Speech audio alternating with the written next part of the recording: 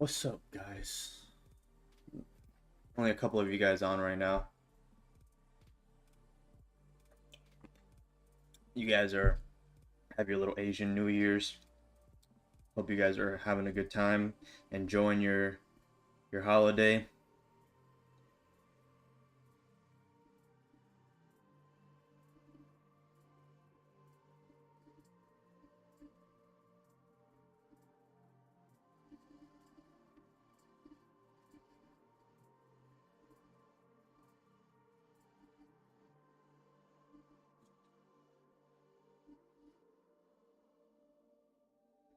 I might swerve in that corner, whoa, whoa.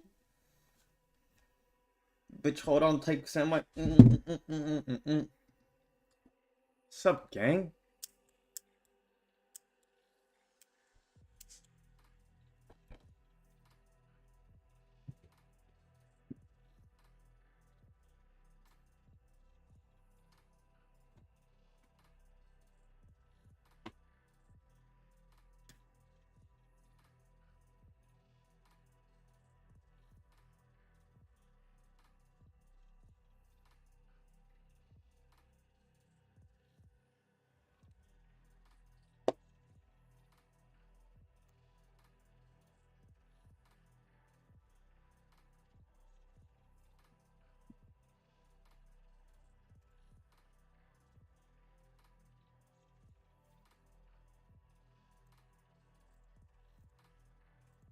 Alrighty then, alrighty.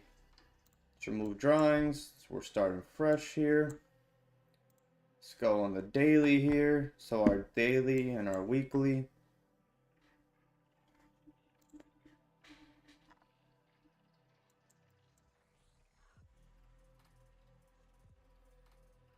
So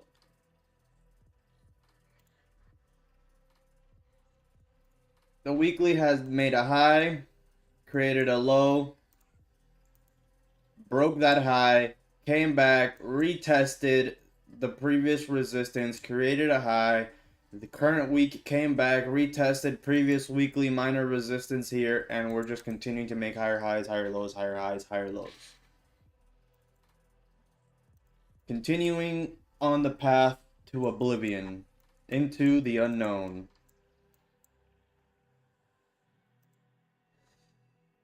Looking at all these daily candles, we are at a massive uptrend. Today was the first bearish daily candle out of this entire push. So we had a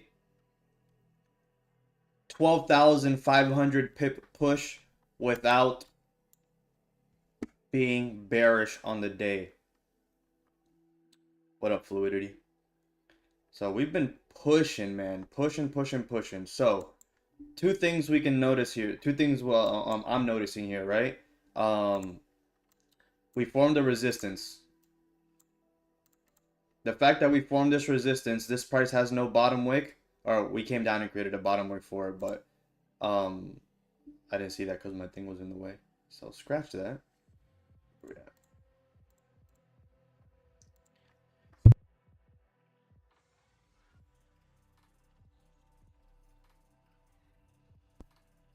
Yeah, I was about to sneeze.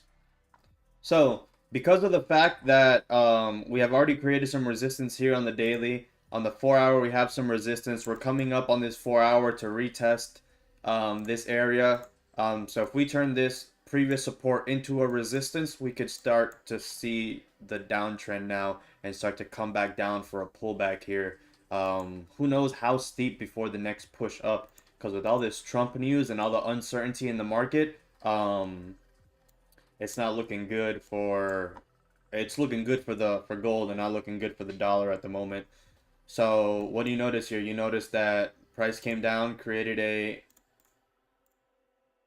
just creating structure on our way down. Structure, boom, boom, boom. Right now, what is this going to be? Is this going to be the higher low? Are we going to make, or the higher high, or the lower high before continuing to the downside? We still have all this range here to really decide.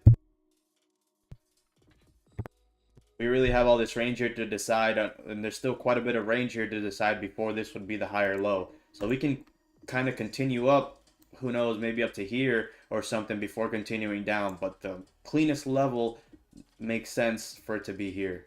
We have a nice order block here. We have another one here. We have support here where it's turning it into resistance. So if we start to reject this to come down and create a bottom wick for the daily, that would be clean, man. That would be clean. So I would like to see what happens here. So if you guys want to see NQ, let's see. NQ has already, so NQ spent all day in this chop zone, right? It spent all day in here. For me personally,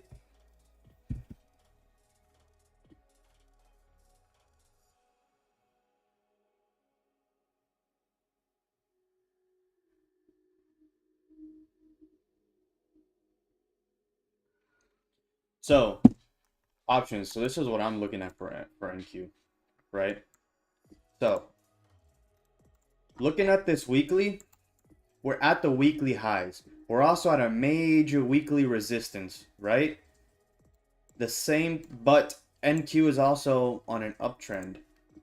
We've also been on a nice bullish uptrend here for the last 1, 2, 3, 4 days. The thing is that this gap here,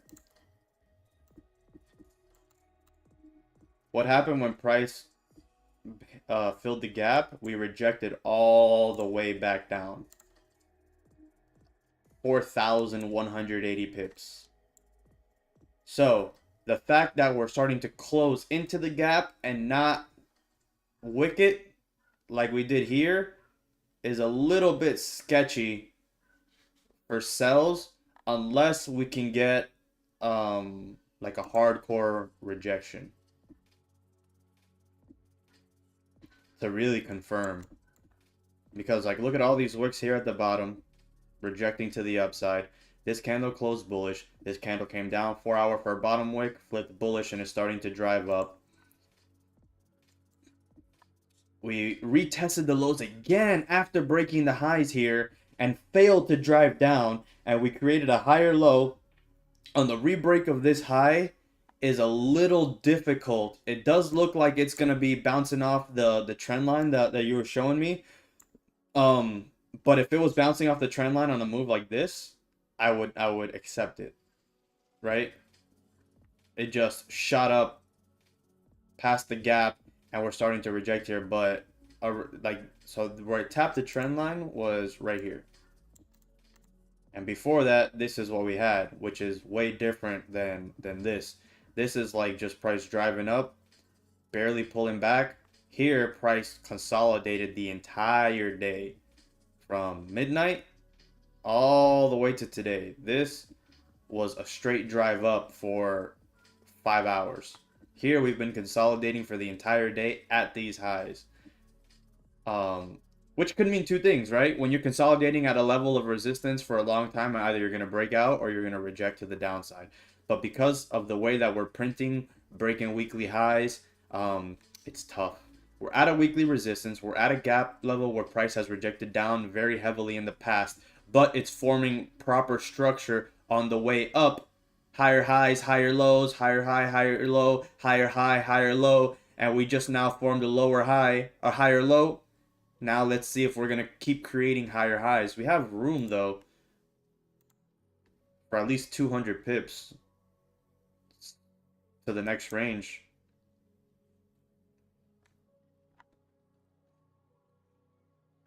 NQ, you'll see it sell off this fake out. This fake out should have caused a nice sell, right? When you get the consolidation, price breaks the highs, consolidation, price breaks the highs, and then starts to plummet down. That's when you get that. That's when you really get that move. When we consolidated here, we broke these highs. This push down, I believe, should have been it.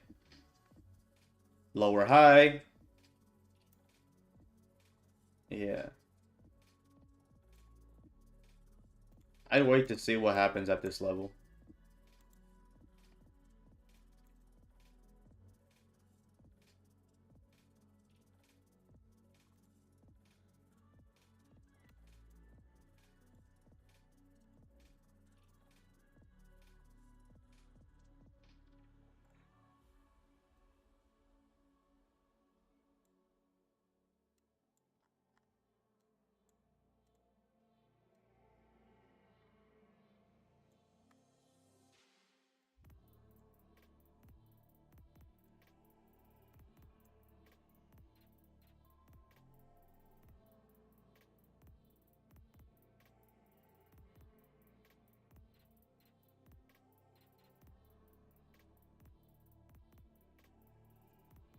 See, these rejections are different.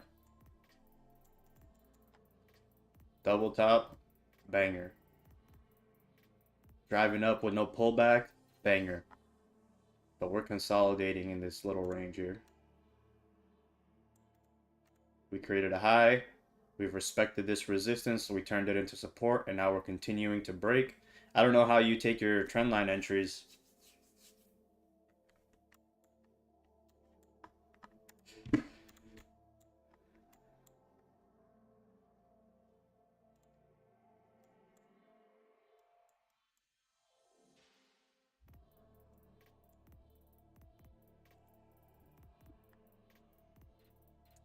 No top wick closure. Pulling up without a top wick first. Not looking good. I don't like that.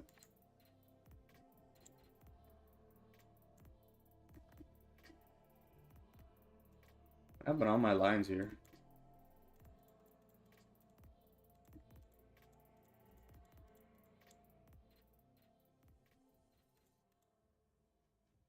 I guess. Or maybe I was drawing the lines here on XAU. So let's see. See how far this daily drive is.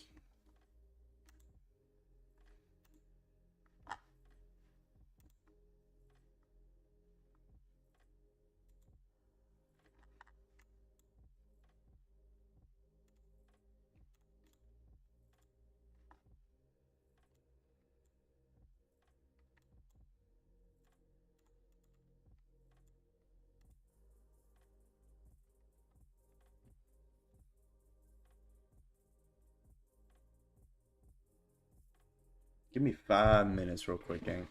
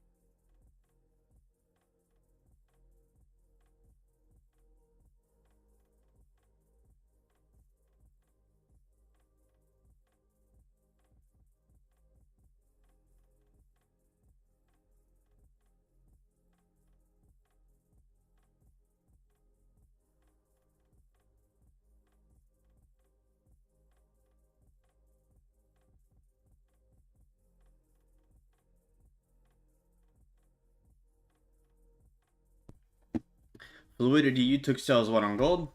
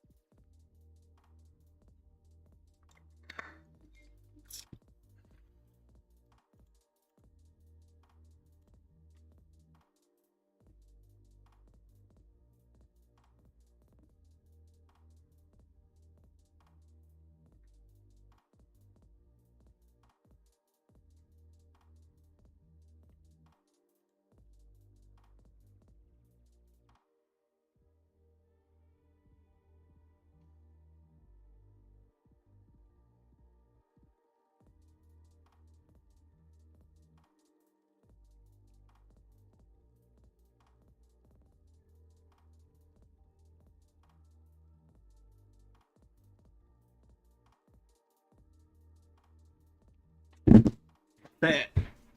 Let's get the window open. Fucking get it. Gold. Yeah, the 2859/60 area. Let's look at it on Azud. On Azud, it looks like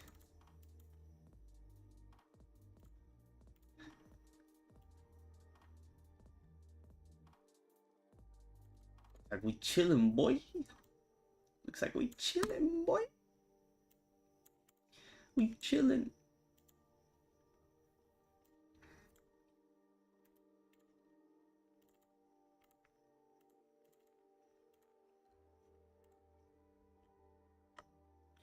And Q at resistance.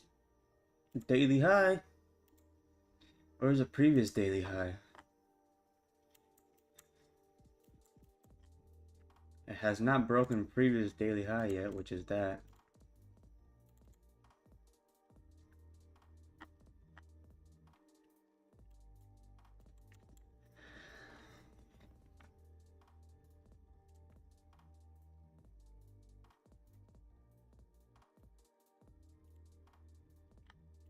Nice. I just don't like how we're keeping this trend here.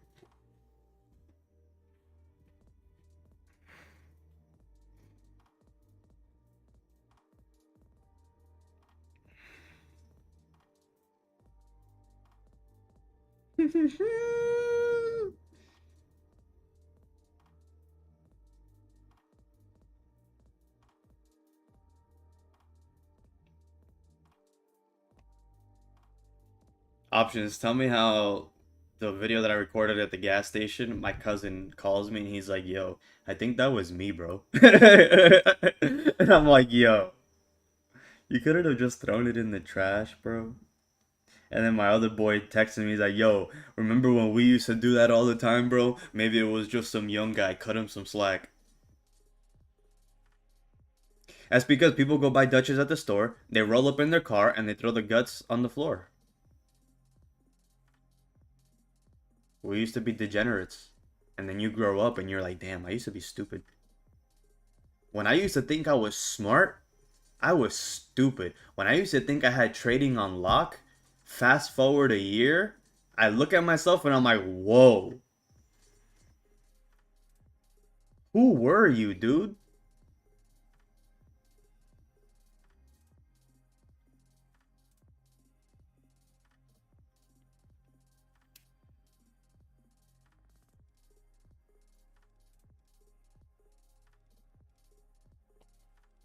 It be my own people.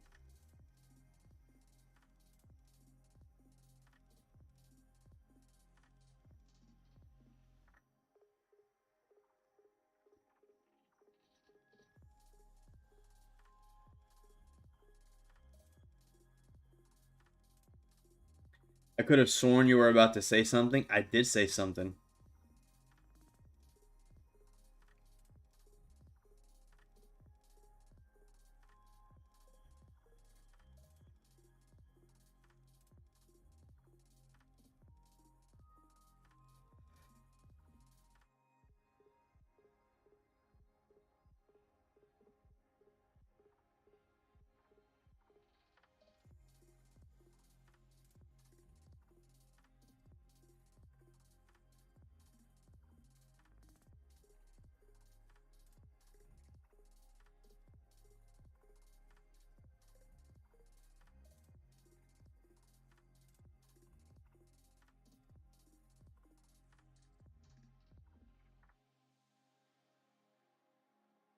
How are you a teenager in Miami and you kill another teenager and you're 16, bro? Fucking shit, dude. Where are the parents, bro?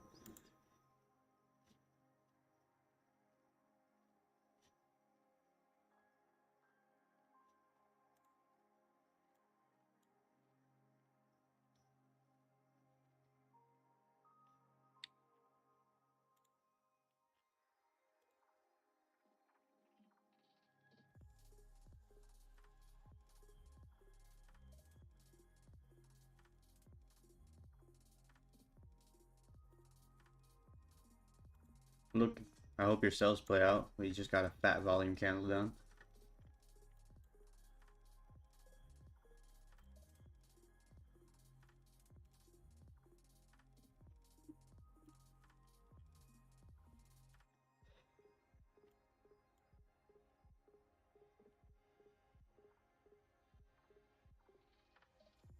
Level of importance here on the DXY. If we can break through these levels, we're gonna see some death on gold. Everything is going up right now. DXY, gold, and the Nasdaq.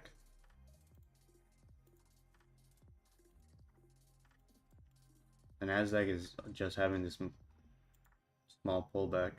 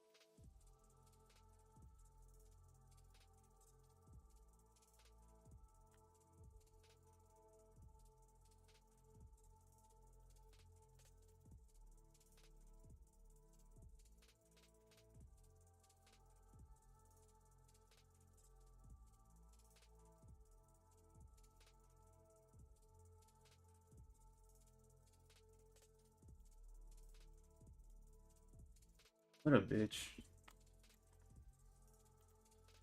No bottom wick on the 15, no closure on the 15, just straight gay. Okay. Wouldn't have been a bad buy off this level. But just not having a bottom wick on the daily. I'm more inclined to wait for a top.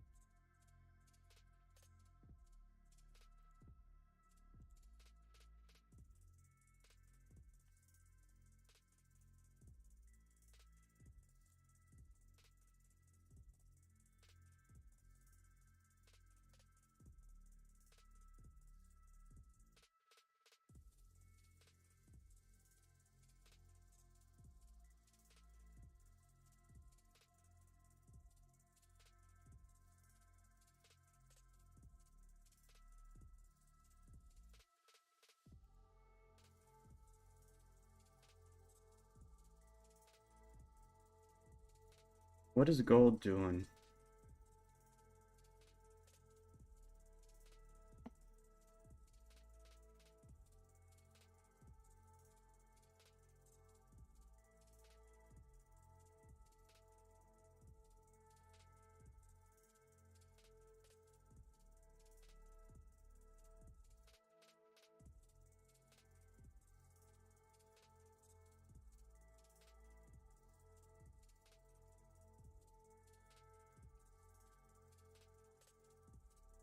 Yeah, I don't have buys here.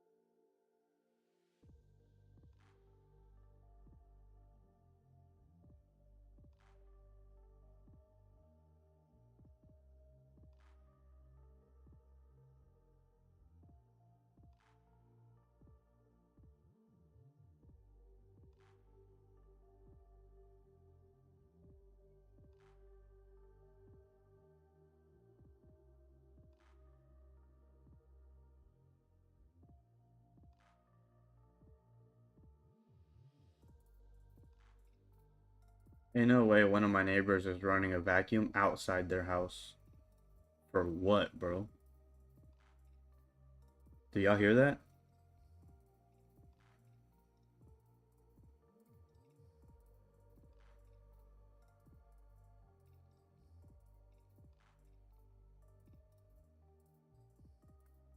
Yo, the trench lord.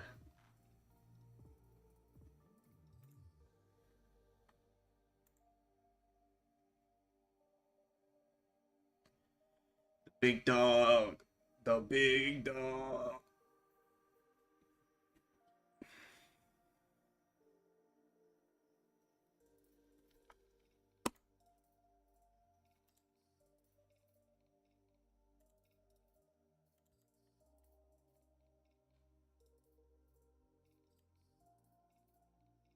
Yo, what up, Hank? The Kahuna Grande, my friend.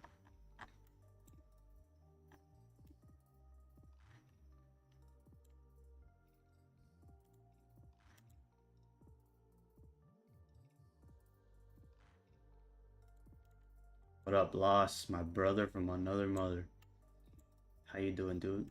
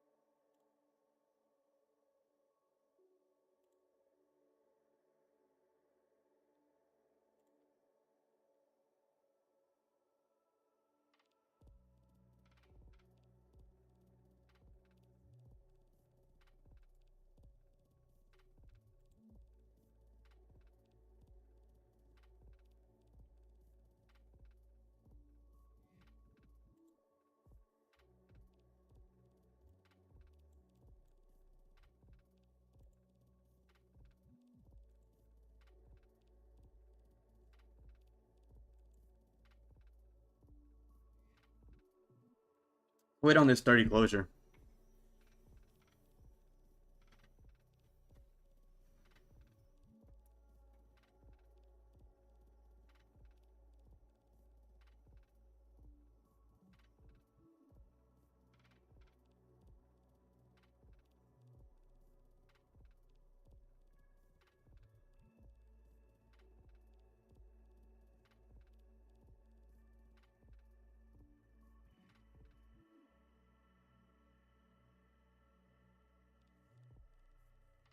Yo, any of you guys work out?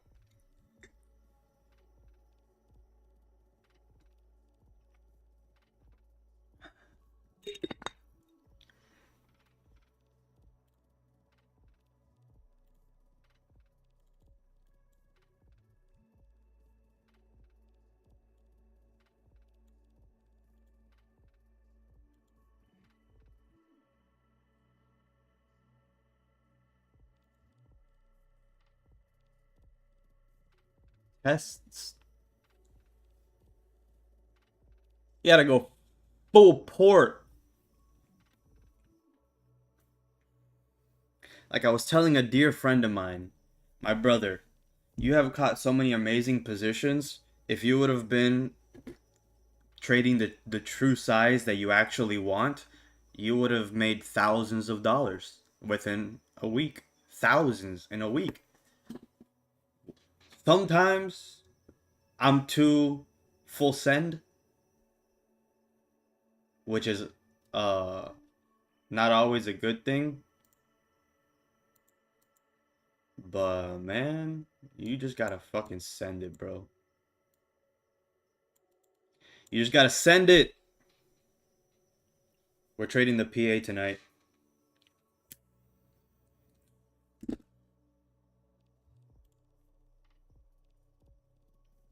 Número 8. ¿Qué onda, bro? Saludos. A mí me tocó chest y tríceps. Chest, bíceps y tríceps. Facts. I had 2 goals this month, and I already achieved the first one within day 6. So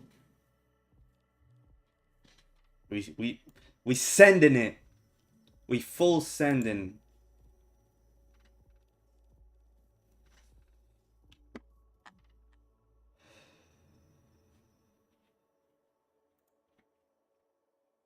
Double top at resistance. We're starting to come down. 30-minute closure. Let's see what the deal is in 3 minutes.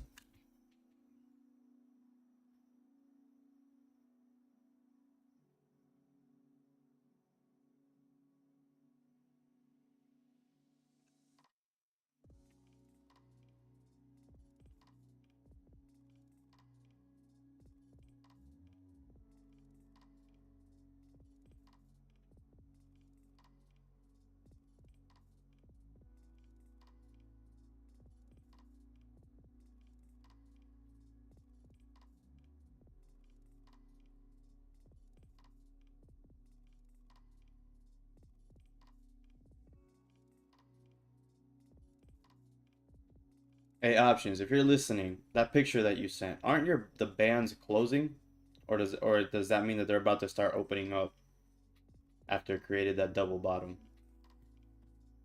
on the RSI or whatever you're talking about or whatever that is?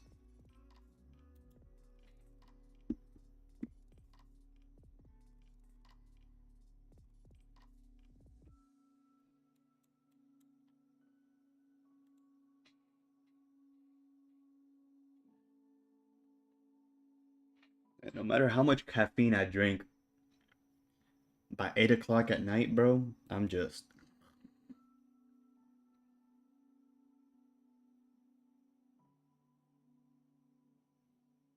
ah. Yo no sé tampoco, papi.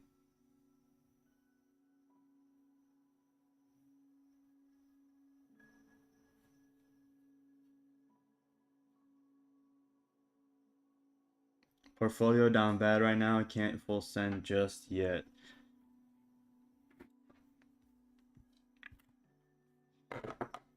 Don't worry, my bro. Last year I had to restart my portfolio, and I did some budgeting in the beginning of the year, and now I'm gonna full send a solid portion of my income every month into investments, into trading, and full sending this fucking shit, bro.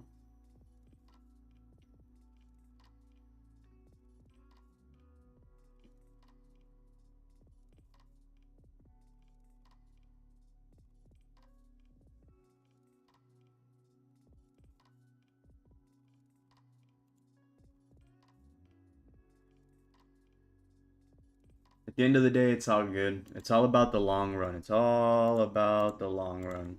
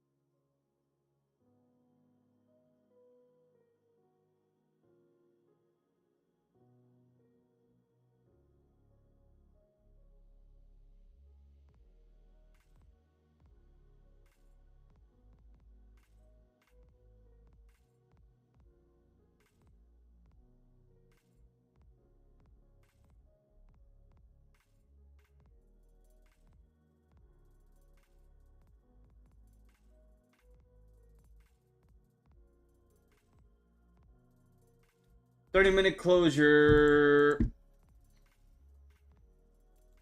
Let's see what we can do here. 30-minute close bullish. We're coming down for a bottom wick first. We haven't really formed any kind of resistance here just yet. It looks like we might just continue. Let's see.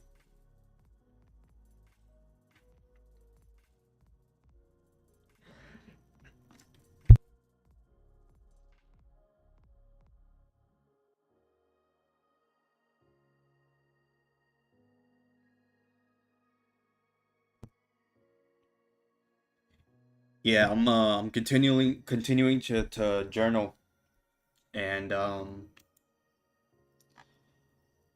just continuing to follow my plan. I have to continue and stay disciplined. When I'm not busy, I'm fucking up.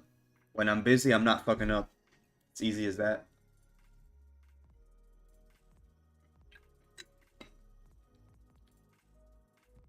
I'm back to my gym routine. I'm back lifting heavy. I'm back to my journaling every day. My journaling for the first portion of the morning. As soon as I wake up, instead of scrolling through fucking stupid ass apps, I deleted Twitter off my phone. Yeah, but like I just find myself doing dumb things. Like I woke up in the middle of the night and I checked my phone and I was scrolling for like 5 minutes and I'm like, what the fuck am I doing? It's time to go to sleep. The fuck am I doing scrolling? And I just started deleting apps.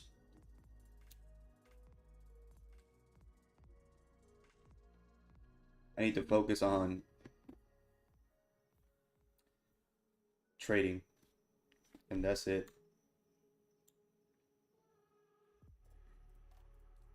Like you can see it. So I had the worst January that I've ever had after the first week, and then I look back at my journal and I'm like, damn, I didn't journal from January 7th all the way to February 3rd or 4th.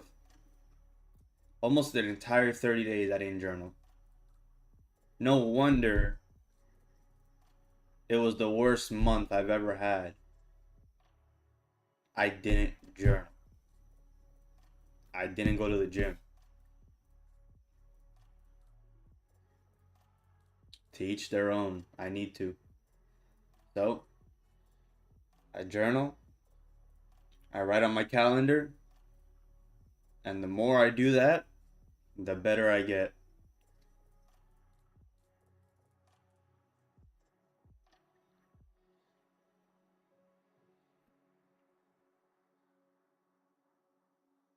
So we're sending it. We're trading the PAs.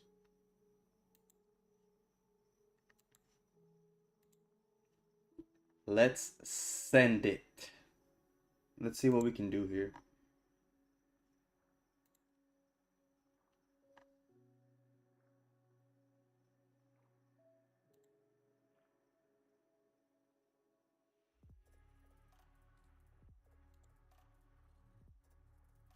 I don't feel confident enough in my memory to do that. I need to journal.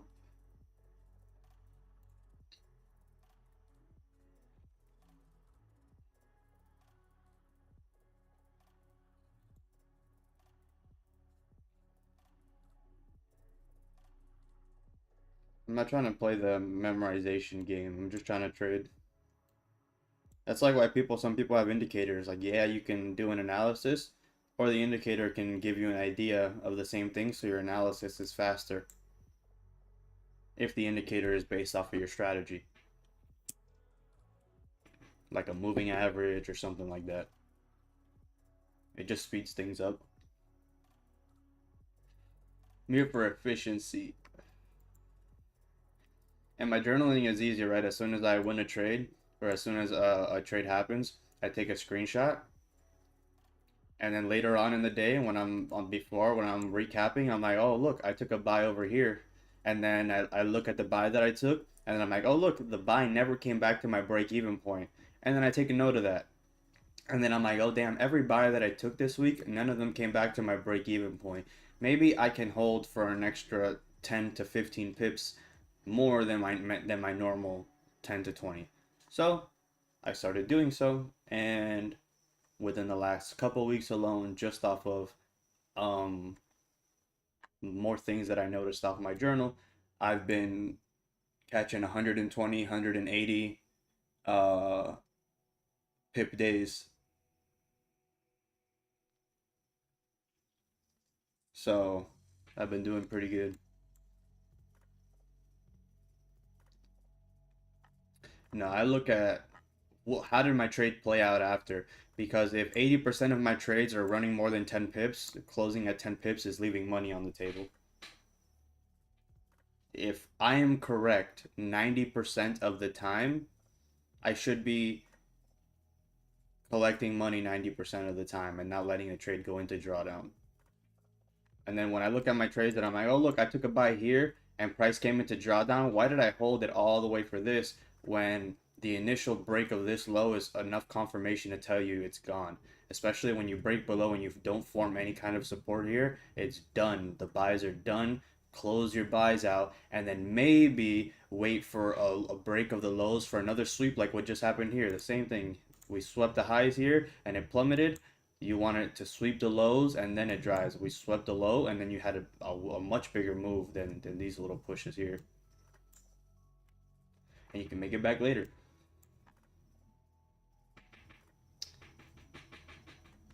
Like today in the morning was a good example. I took like 4 losses in the morning and I took like a 10 pip loss, 20 pip loss, 30 pip loss.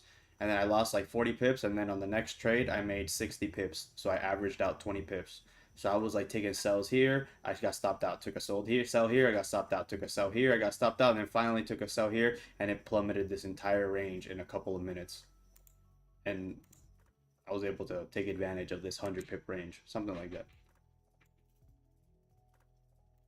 Just about priming yourself for the right opportunity and then recording that event. When you catch a banger trade, you want to analyze that trade and say, damn, what were the market conditions this day?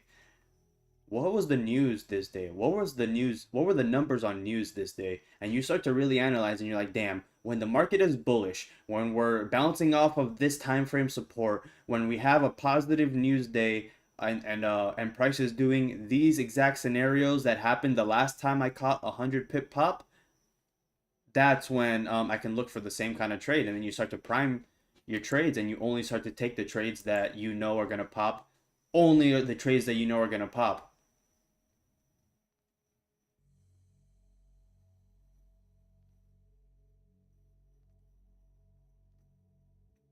Yeah, so it's like on stream the other day I took a loss 80 pips, but I got wicked out and it kept fucking driving down. That was game. I had a daily loss limit at $1 amount.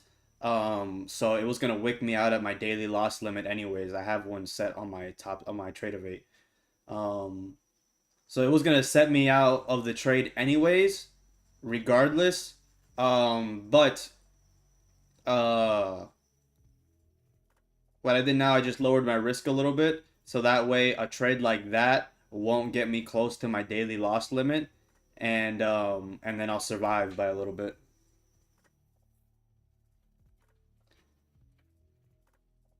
That was a nice trade on the 5 minute. A bounce off of this level. But I'm still skeptical about buys without this bottom wick on the daily. It's catching me out. Where's all time highs?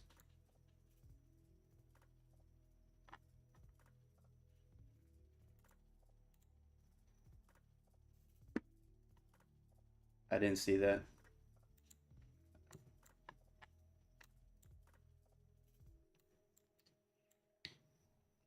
Oh yeah, I could see it.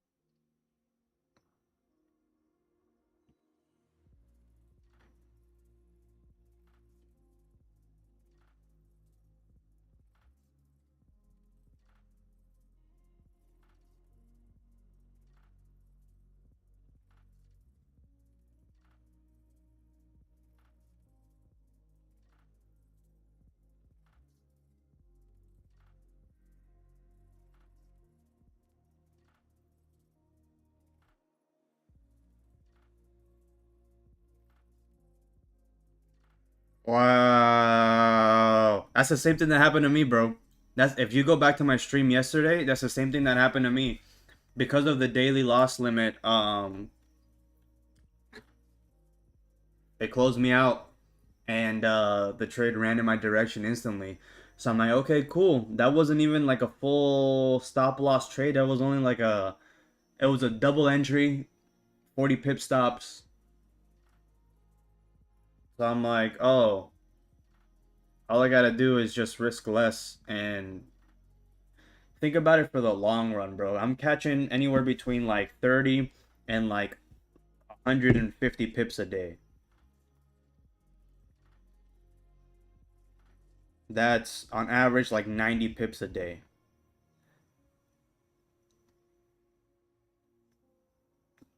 That's 2,250 pips in a month.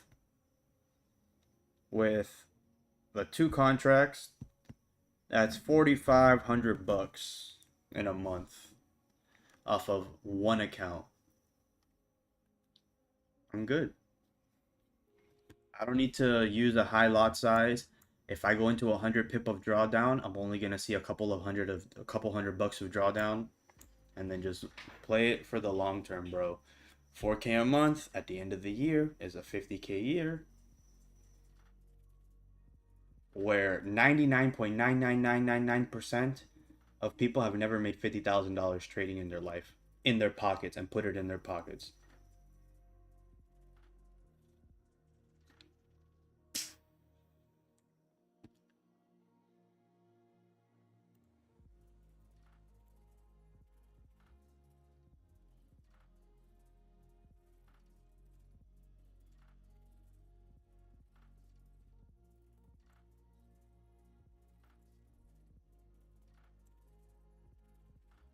Yo, better announce yourself before you get fucking shot. A whole box. It's already in my hand, bro. It's already in. My cousin just walked into my house, and I'm like, yo, announce yourself. Announce yourself, peasant.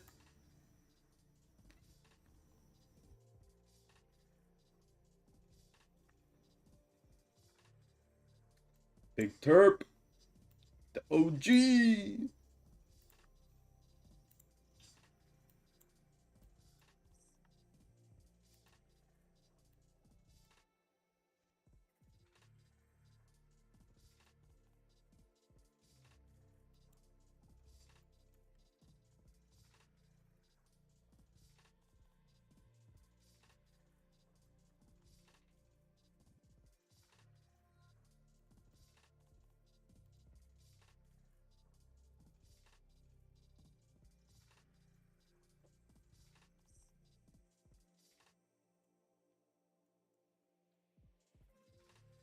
What?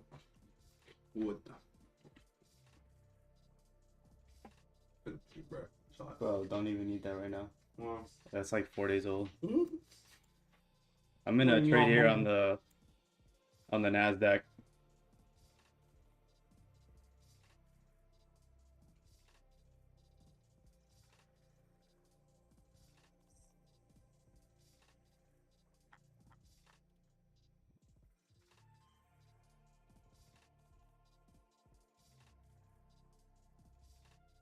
Remind me this weekend. I'll make you some, and then you can come get it.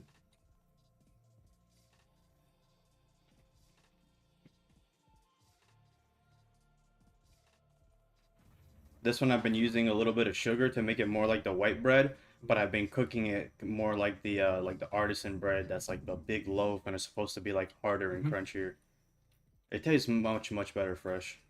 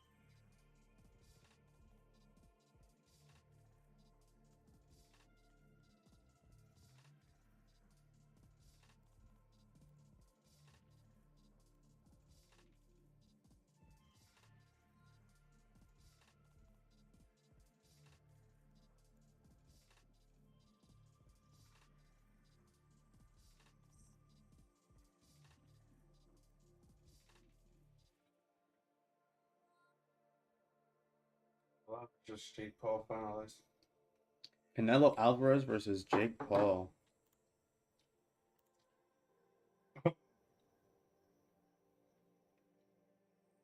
My friend is a knife thrower. Every time I used to pull up without saying, he had like 2 to 3 knives ready to throw. Remember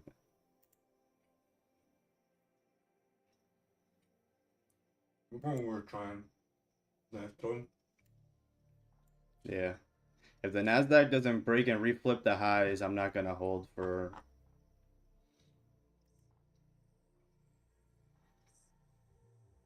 much.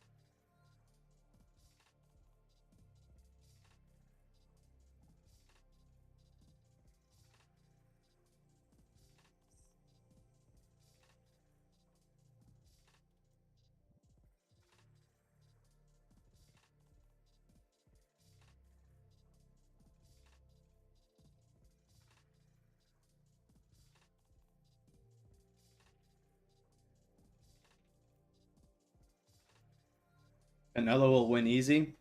Jake Paul is 40 pounds heavier than Canelo. That's tough. Canelo lost to a 200 pounder. Like, worked. What? Canelo lost to, well, what did he fight? That was like 175 or something at the higher weight class, and he lost. 175. Yeah. He's one of 3 weight classes. Yeah, no, buddy. 3 weight classes, it's like 3 pounds each. Don't make it seem like it's a whole lot. 168 to 175. No, of course, Jake Paul is a joke, right? But you're talking about somebody who's 40 pounds heavier and has been training for for half a decade on steroids. These drug tests that they're doing, they're not drug tests, bro. They're not regular drug tests. They're taking steroids. But you said Jake Paul will beat Canelo? No, I'm saying that a person 40 pounds heavier than you that can also train, if he lands one good shot on you, that's gonna knock you out. That's 40 pounds over your body weight. But Jake Paul is half of the boxer that Triple G is, and look up Triple G. Yes, bro, but Triple G is 150 pounds, bro.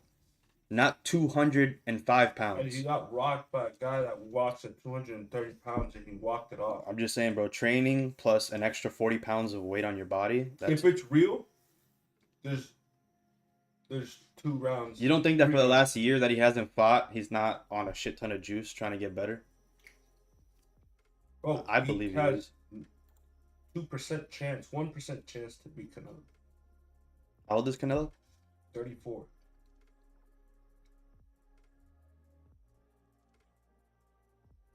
No, I'm just saying that he's not gonna. I'm saying that I'm going to bet. And their weight limit is 200 pounds. I'm gonna bet. Well, yeah, Jake Paul has struggled to make 185, so he can easily make 205. I'll probably put Jake Paul knockout for a parlay to see if I win that. When's the last time Canelo knocked somebody out? I don't know, but most of his fights are knockouts. So who cares? When is it? May 3rd. 2 days before Cinco de Mayo. Bro, 3 months from now. De pipi.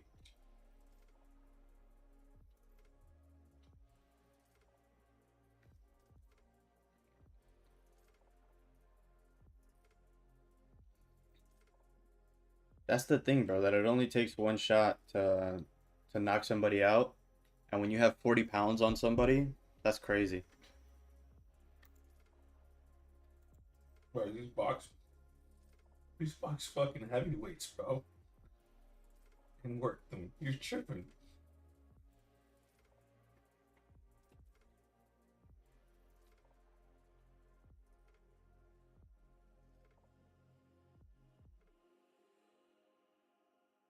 No, I don't think Canelo would lose the fight. I think he would take it slow, jump back, do his thing here and there, blah blah blah blah blah, whatever, whatever.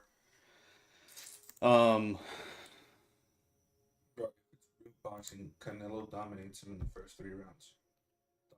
That if it's real boxing within the first 3 rounds. but it's like when Mayweather boxed If Jake it's Paul, real or not, boxing, when he boxed yeah. Logan If Paul. it's real So boxing, you're saying that wasn't real boxing? no, no. I disagree. Mayweather would kill him. But Mayweather would kill him. You're telling me that a guy that just came off of so you're telling me that was a staged boxing match? Yeah. I don't believe that. 100%. Bro, everybody that knows about boxing will tell you the same thing, bro. What are you talking about? Come on. What do you mean? You telling me that a guy that went against KSI and almost got knocked out has a chance against Mayweather? Bro, come on. I didn't say he has a chance. I said Mayweather didn't knock him out. No. Mayweather didn't even make him bleed. You said that. But Mayweather didn't even make him bleed. Bro, exactly. Mayweather should have murdered him. If it was real. All of Mayweather's exhibition, he literally knocks the guys out. So why didn't he knock out Jake Paul or Logan Paul? Because it wasn't a real fight. It was staged. I don't know.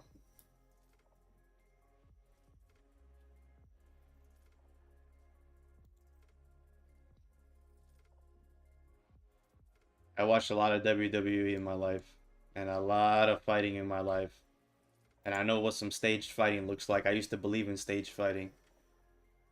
I used to believe WWE was real. And I would have people be like, yo, why are you watching that? That's fake. And I'm like, bro, you don't see that, bro? You don't see that? How is that fake, bro? Why don't you think they do this crossovers in MMA? There hasn't been one single person to do a crossover. They say they will. No, like, but not Dana one. White. Why don't you think? Dana White doesn't allow It anybody. doesn't matter. Bellator, PFL, bare knuckle. Because they don't have like views, bro. Who the hell wants to watch a Bellator guy fight a boxing guy? No. They can sign with them and do it with that. No. What do you mean? What are you talking about? We're already watching him. What's this guy's name? Not one person has done a crossover to MMA. No. Of course not. They MMA. won't do it. A boxer can't stage it. A boxer can't go to MMA. No, not because you can't stage it. Not only that, because you can't fucking. You don't have any ground game.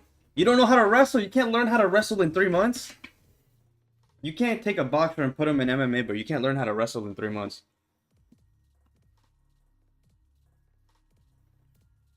Bro, I did wrestling for a few months, bro, and I got worked by everybody.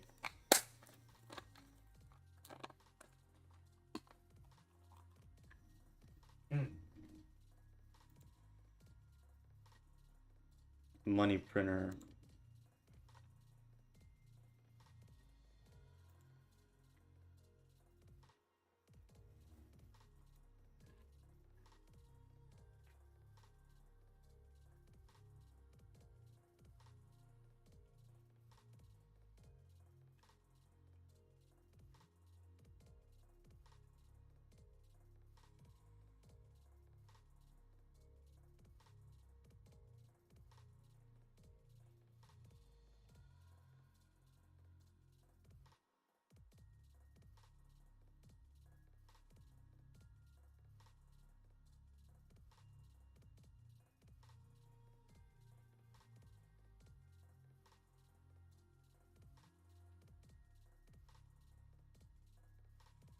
A what? A banana what? A banana slip? What is it?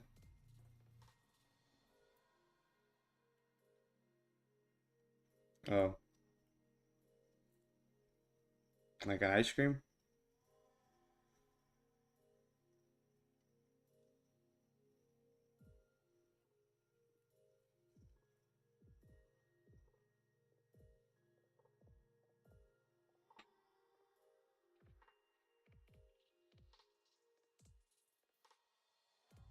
Oh, it's a wrestling move.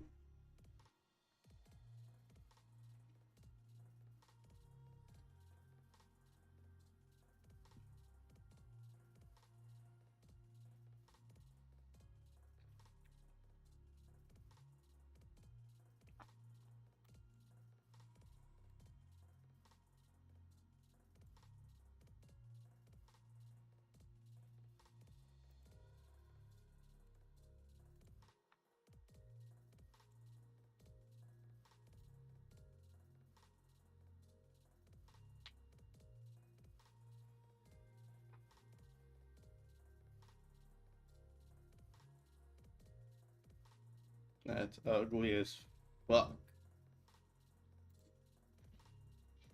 That's disgusting.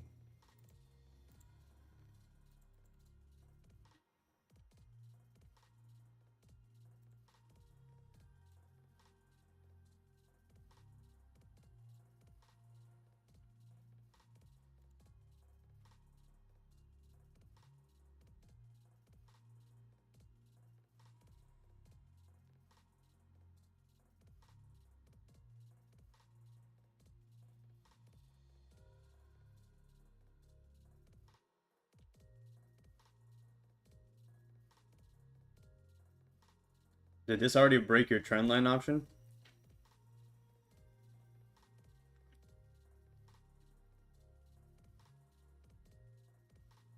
I used to do the walls of Jericho. We would wrestle in school. But not the Batista bomb. What's the John Cena's move? The FU. The five finger. The five finger knuckle, no? No, that's the other one. I'm talking about the FU, where you pick you up on your shoulders and I go wah and throw you over. Oh, yeah. The Batista bomb. The Batista bomb was always a little homo.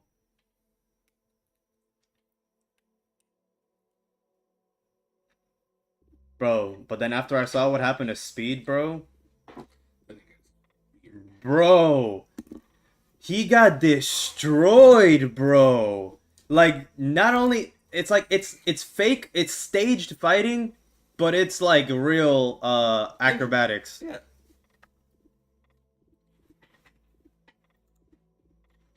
Damn, that pulled back before I could close, but I got 10 pips out of that.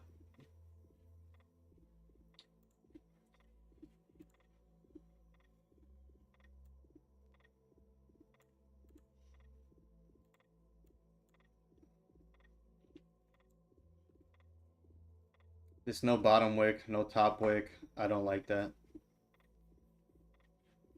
His leg was nasty. I didn't, bro. He flopped like a rag doll, bro. He flopped like a rag doll. When they threw him, I was like, oh, he's just gonna land on top of the cushion. And then I look and I'm like, oh no, all the equipment is there. All the equipment is there. Yeah, 7 pips out of that. It was up 15 pips. Piece of crap.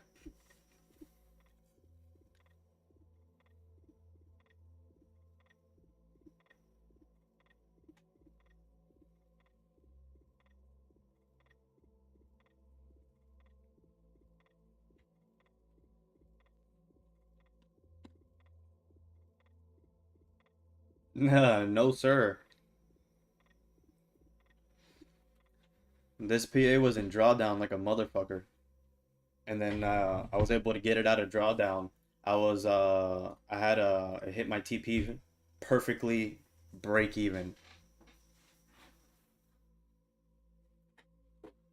No, I'm not taking any. I'm working on getting a payout.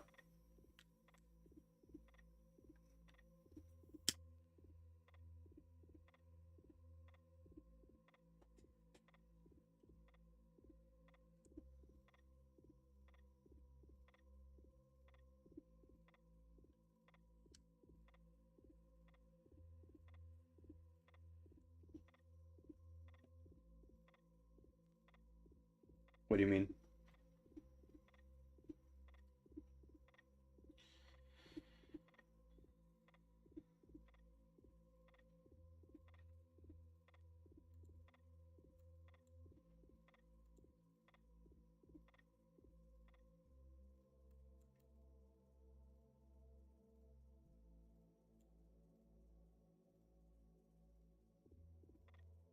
$5,000? No, sorry, like 600, 700 bucks each one.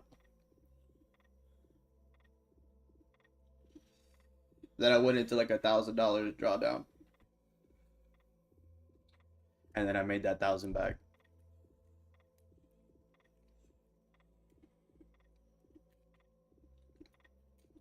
Uh, no. So you can, even though you're using TradingView, you can still copy trade them together. You need to go and use Ninja Trader's copy trader.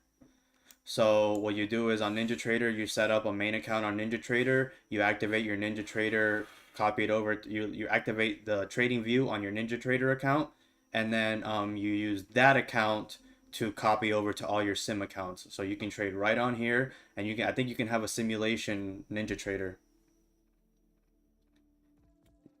Yeah, you just have to activate your trading view on NinjaTrader, and then you'll be able to or activate your sim account, a simulation account onto TradingView, but you still have to pay for the monthly data, so you can get the right numbers and the right contracts. And then whatever you do on the simulation account, it copies it over to the live accounts. I haven't set that up yet because I think it's like $200.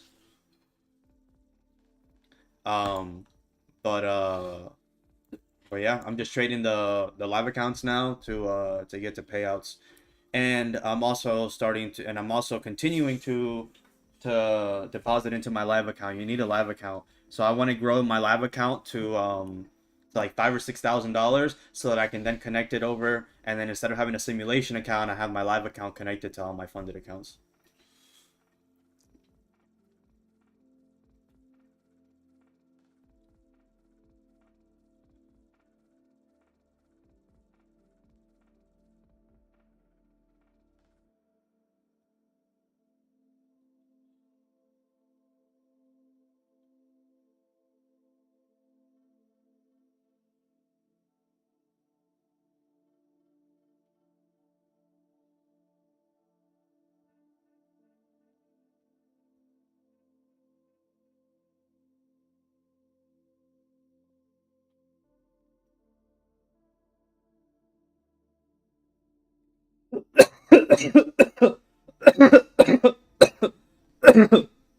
The smoke got me.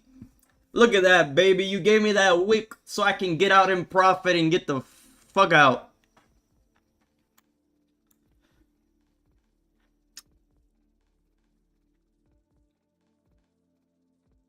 So,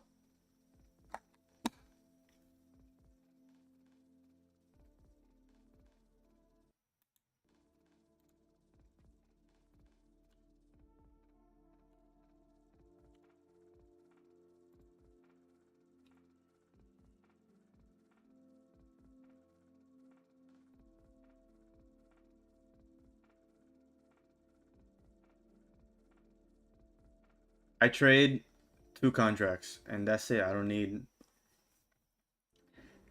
no more. Do the math. 2 contracts, around 2,500 pips a month. That's 5 grand. You have 20 accounts. That's $100,000 a month. Why do I need to be greedy, my dude? Let me get to that level first, and then I can scale further. So I'm good with 2 contracts. I'm good with what I'm doing, and then I will continue to scale as I go. The key is to withdraw this money from your funded accounts into your bank account. That is the key. No more being paper millionaires. The key is to withdraw 100 grand and put it in my bank account, and then invest that into more secure assets like the Vanguard 500, the S&P 500. You can invest it in some of your favorite stocks. You can do quite a few things. You can put it into some securities or some treasuries and secure your bread for the long run. La empresa de fondo esta es Apex Trading. Tengo un código ahí que puedes usar. Hoy creo que se acabó. Hey, ¿qué está pasando aquí?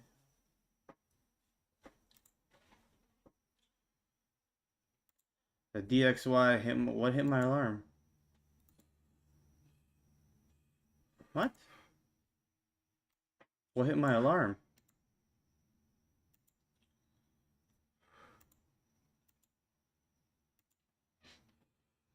Damn, now I don't even know. Fuck. Apex tenían el 80% de descuento. Entonces, las cuentas de fondeo tenían el 80% de descuento. La cuenta de fondeo que yo tengo me costó $167. El 80% de descuento te lo baja a $30. Trade te lo baja a $30. Estas son las reglas. Después que lo pase, tienen una fe de activación de 100 pesos. Una tarifa. Es tarifa. I don't give a fuck. Yes. No compres nada ahora. Espera hasta que tengan otro descuento. Cuando tengan otro descuento, yo lo publico. Don't buy any TradeAvid account. Don't buy any Apex accounts right now. There's no fucking discounts. Unless you have an active account, you can continue to reset it for $30, but they don't have any active dólares, no pesos. Si eres en México, creo que, que son 18 pesos por $1. Entonces viene siendo 1.800 pesos mexicanos.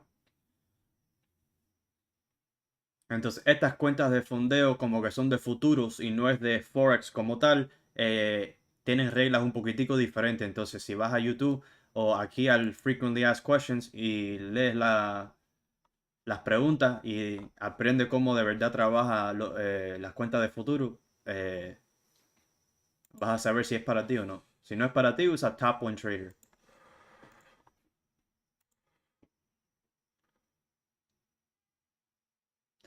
My Spanish is Cuban. Well, duh, my brother. I was born in Cuba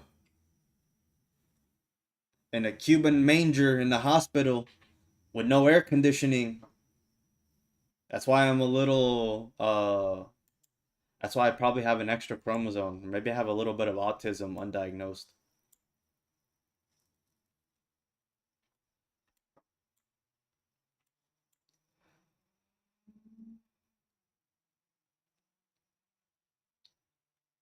And that's not even as fast as the Cubans from like the Yeah. from like the hood in Cuba basically. Um they're talking and I'm like, yeah. Uh-huh. You just react how they react. Yeah. No way. Laugh. You don't say. And you know who else is hard to understand? Mexicans from yeah, from the hood in Mexico. You can't understand what the fuck they're saying, but yet you go to the city and they're the whitest Mexicans in the world that speak the most proper, perfect Spanish. They enunciate every single word. They don't say things fast.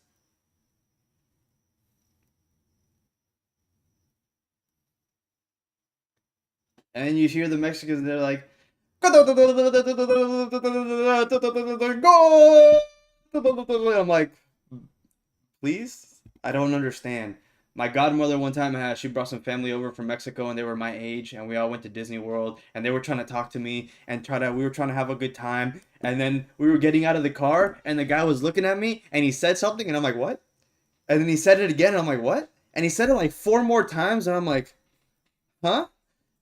And then my godmother was like, he's saying this, da da da da. And I'm like, oh, I'm sorry, bro. I don't understand what you're saying, bro. I went the whole trip without understanding anything, bro. I cannot understand a Cuban straight from the hood or like a Mexican straight from the hood. You can't understand them. You pick up on certain words, and then you're like, bro, I know what word you're trying to say, but why do you say it like that?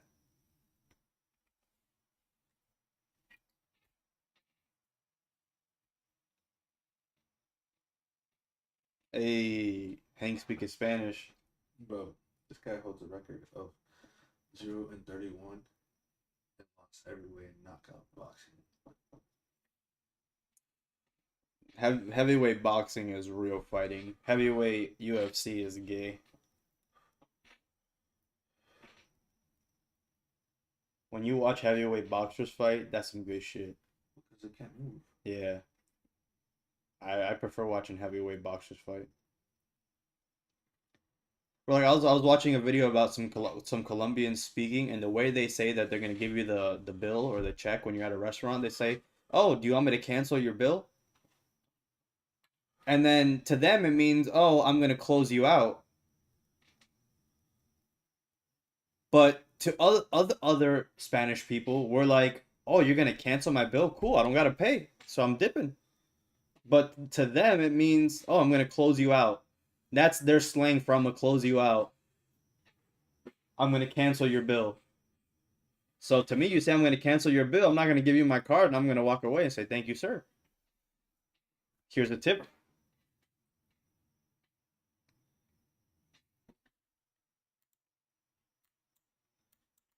That was funny. It was just enough to get out. If we start to pull back to like these areas here, start grabbing some wicks for this, and then start flipping bullish again, I'll take a continuation for the buys. I would also want gold to pull back, right? I want a bottom wick for the daily. Our hourly closed, respecting all these levels here. We have a 15-minute closure that just closed doji. So if we can get like a break of the highs and then come back down to like really, really confirm that we're coming down, I mean, I would prefer us to start like hovering here to come down.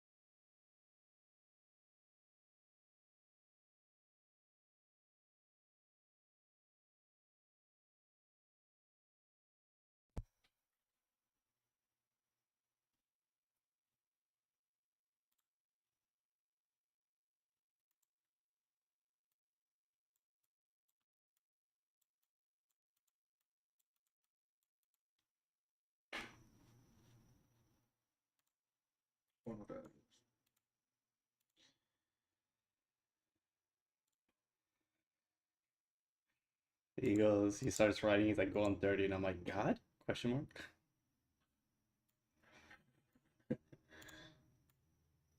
No mames, way.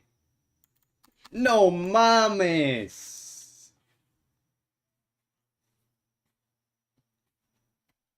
No mames, way.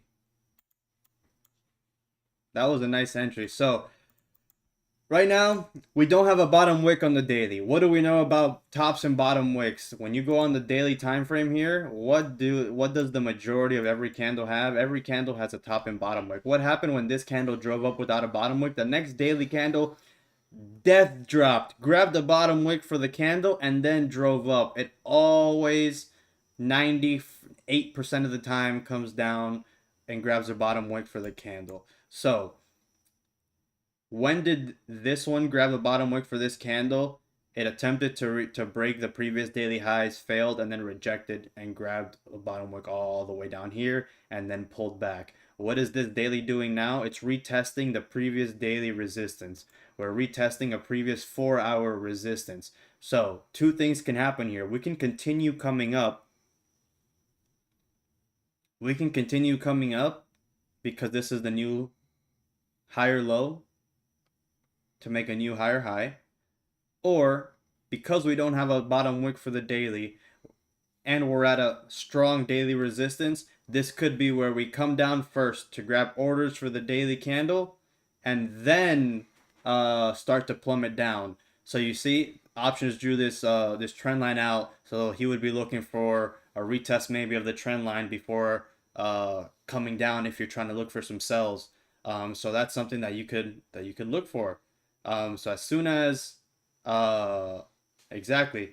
And it makes perfect sense. We don't have a bottom wick for the daily. So where can it do it? We can either take that off the trend line, or if we start to consolidate heavily here, re-break the daily high and then wick down, that could also be an entry. It doesn't necessarily have to reach that high.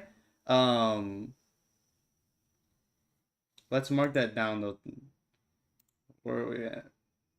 Leave that up, brother. Put that back.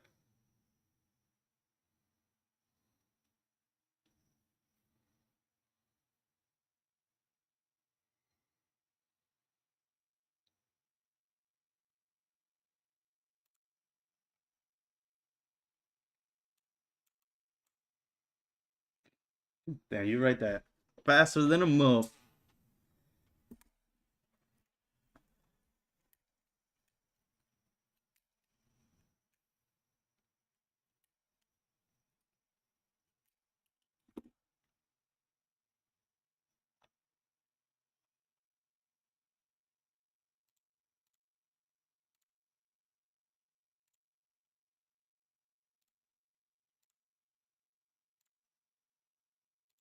Beautiful.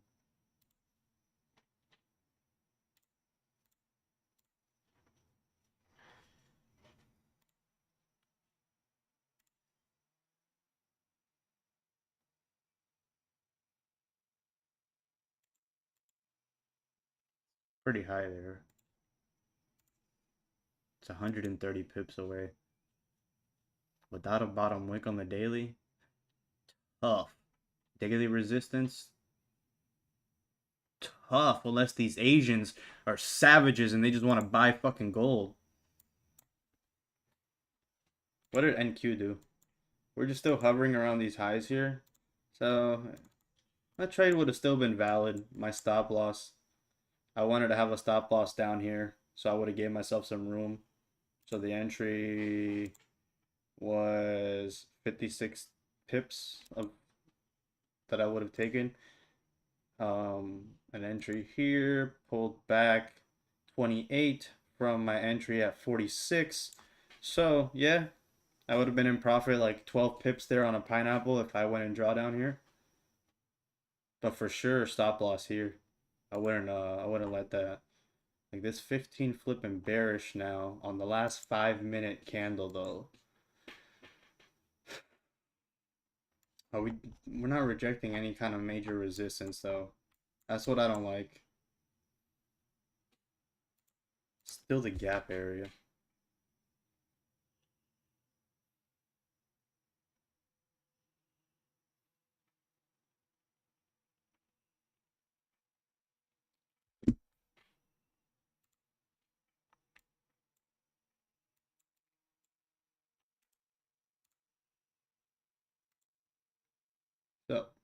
daily. Let's go back to MGC and see what this looks like. So we're about to destroy the previous daily high here.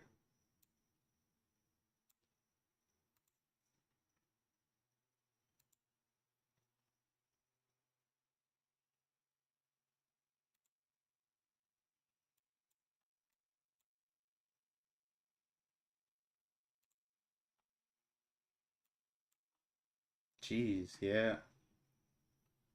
And the money printer on the 4-hour.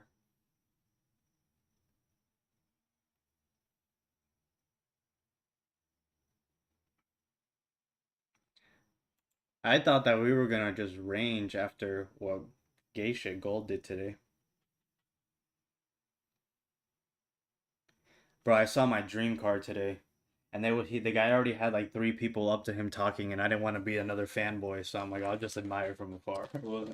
The Corvette, the blue one, the color that I wanted. He had the brown leather seats, and the guy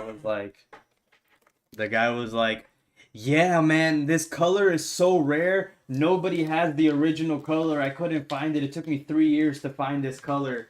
And I'm like, little do you know that I'm gonna get the ugliest color and wrap it the next day, buddy. Little do you know, I'm gonna get the ugliest color that I can find, the fastest one that I can get, and I'm wrapping it the next day. I wanted no, I don't give a shit about the kind of Corvette, or I wouldn't get the base Corvette. Buddy, you don't have one. Shut the fuck up. I don't give a fuck what you say. This is my car. It's the car that I want. Rich people come and buy the 1LTs all the time. So, I want to get the nice one, the blue one that I want, with the brown leather seats that I want. And that's it. That's all that I want. It's not the fast one. And you're gay. How about that? Oh, come on, bro. That's not the 800 horsepower one.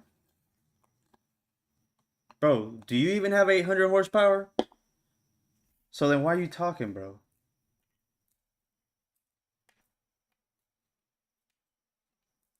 Is it like that one? No.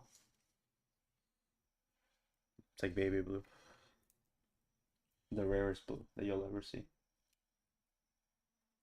What year was the Corvette? The old guy had it? I don't know. Was it like the new model? Yeah, the new models.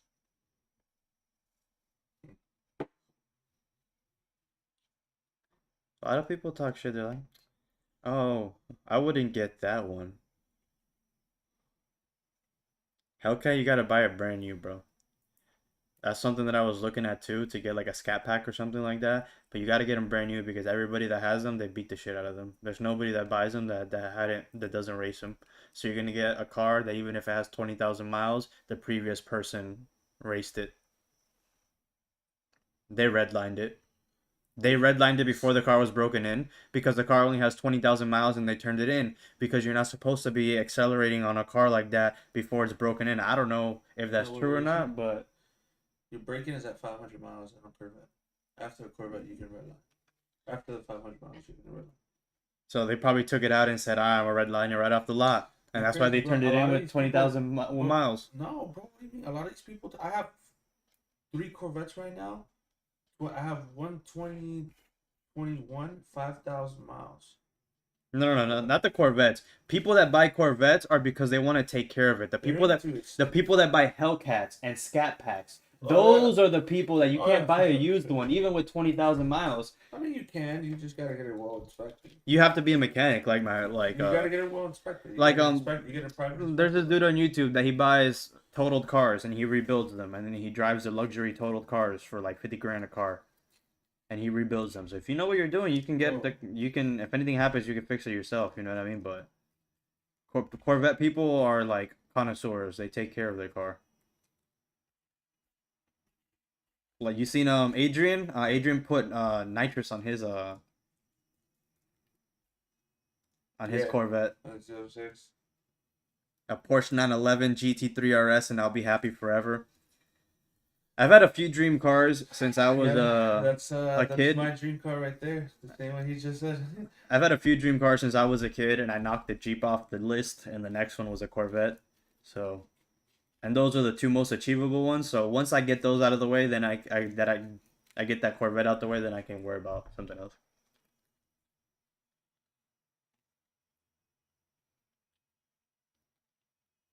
In the Porsche 911, like emergency calls, man. I just be chilling.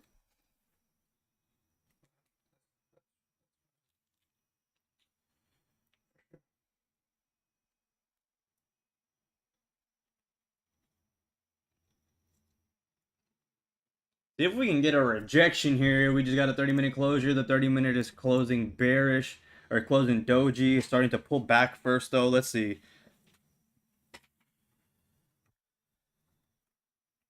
I was also thinking of a Tesla.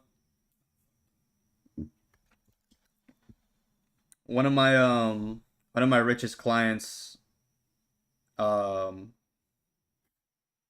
just bought the Tesla truck, and he kept his You know that his Model Y. they figured how bad the Tesla Cybertruck is that they don't make you sell it within the first year. If not, then you're banned. If you do sell it, then you're banned from Tesla for life.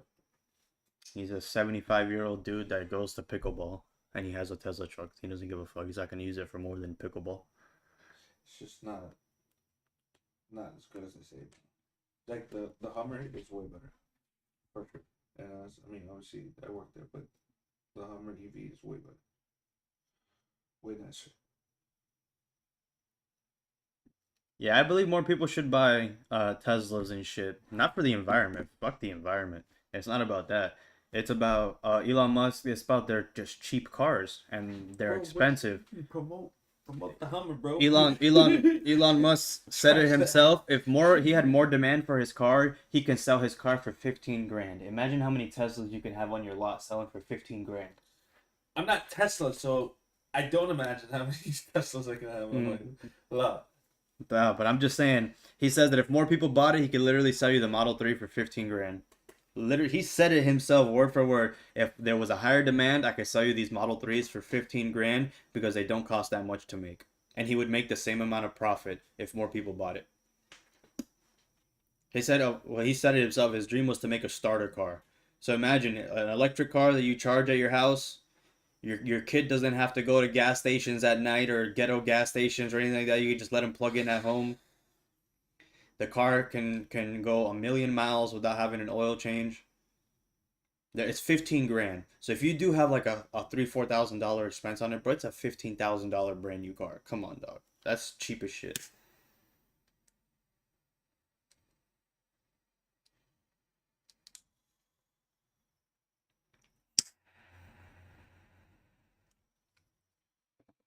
The blue is called Rapid Blue.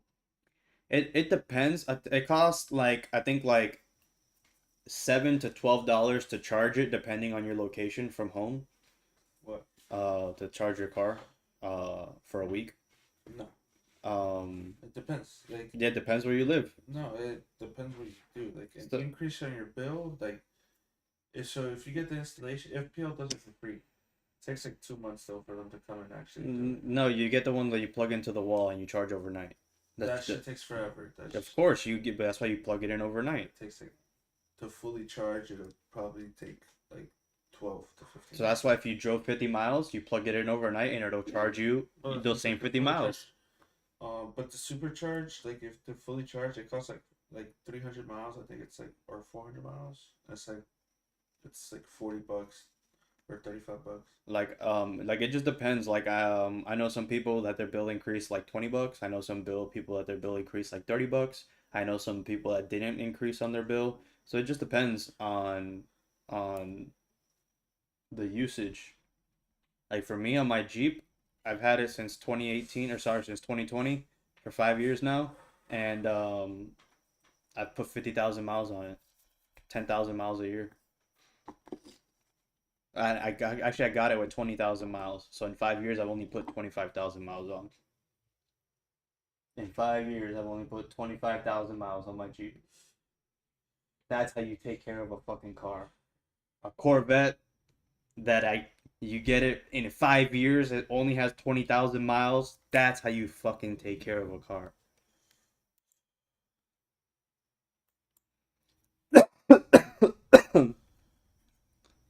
feel like you still would need another car to get the bet.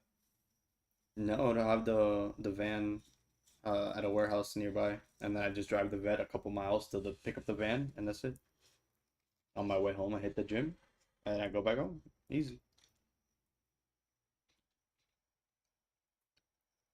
Stop driving, Gold. Fucking shit. At least NQ gave me a play. Thank you, my friend. I appreciate you very much. Like Katsui, Katsui. So I'm over here just talking shit and smoking my joint, but in reality, I'm being patient, super patient. What happened here? This is a perfect example of why you have to stay patient.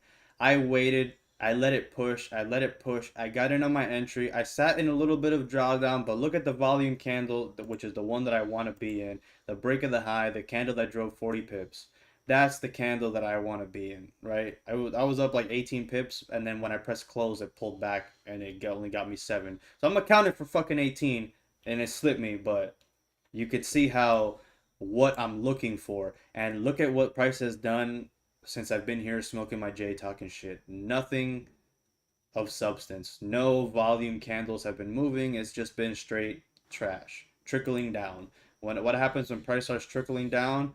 It's hunting for something, and I'm not trying to get stopped out. So I'm gonna wait for a price to do its thing, price to break out, consolidate, re-break, and that's what I'm looking to take. And then worst case, if it doesn't work out, there's always an opportunity for a pineapple. My entry was here.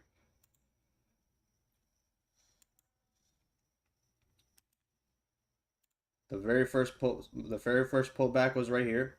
So we pulled back 32 pips and drove all the way back up. Entry here, I could have had a pineapple here. This would have been double the money on the entry. I was thinking of taking a pineapple here, and using this as my stop loss with the second pineapple. But I did get a little bit scared, not gonna lie.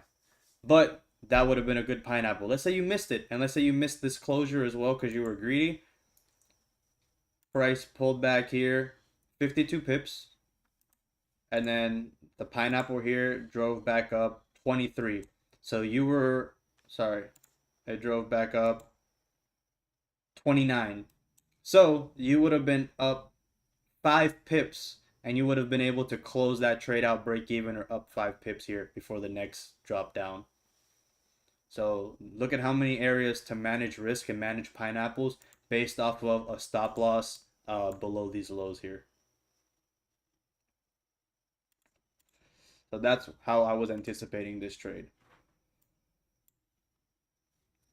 So probably in the middle of the range or something arbitrary. It doesn't really have to be. So I was going to wait for a closure in this range and then a re-break of that low to close instead of having a stop loss there, a physical stop loss. So that was the idea basically. Now the sells can probably start to play out here, but we still are creating higher highs and higher lows, right? We've created some sort of support here. If we start to flip bullish here and re-break the highs, I can look for more buys because that would be confirmation of a low being formed here, that a lower high being formed basically. Same thing we're getting here.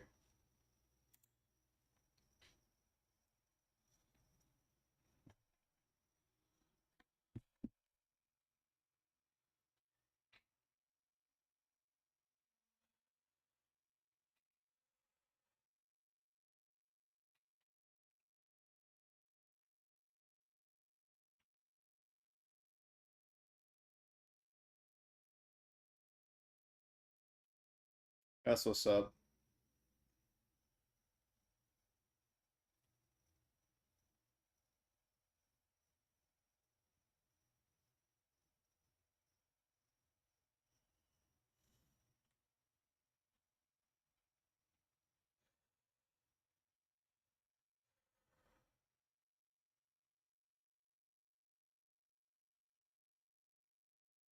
Most of my bill, because this month hasn't the AC hasn't been working, is on entertainment. I've been spending,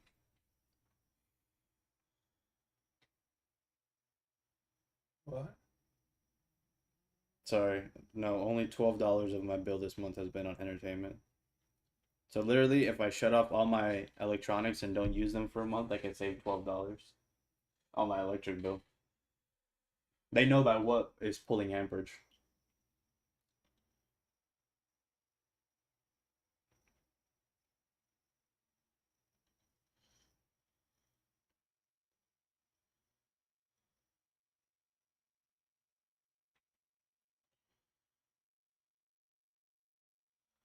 So if I have a little brother, Always on is costing me $8 a month. wait, so like my brother's son is my nephew, right?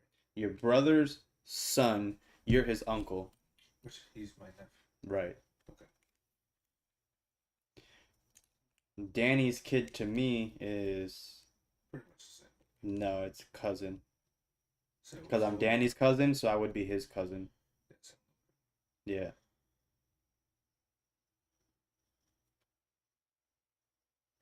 No, second cousin would be somebody married. We're first cousins because we're blood. Like Elizabeth and Jennifer would be second cousins because they're cousins through no, they would be first cousins still. It would be like my cousin to him. I don't think would be anything. I don't fucking know. Gay ass conversation.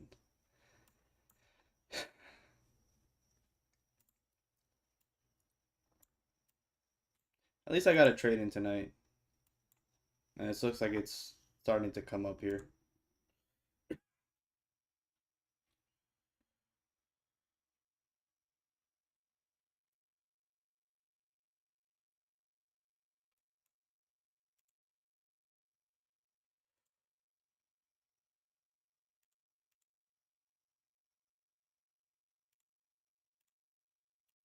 Are you taking that, brother? Are you taking this, brother? Are you taking that, my brother?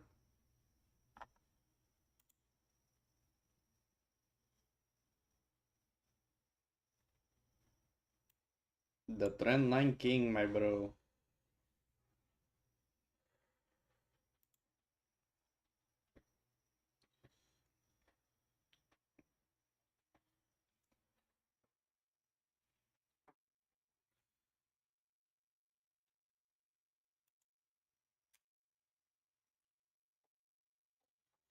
Yeah, I'm gonna close the charts. I feel you, brother. I got 15 minutes on this bitch left. If these last 15 minutes tend to break the high and then come back down into range, I can probably look for shorts off this level.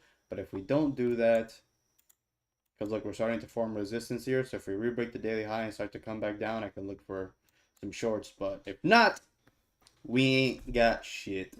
And we're closing.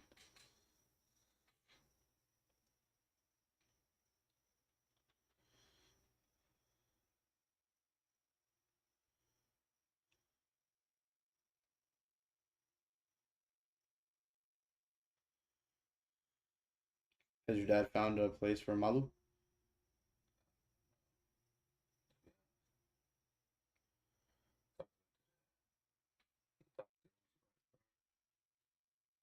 Hey, what?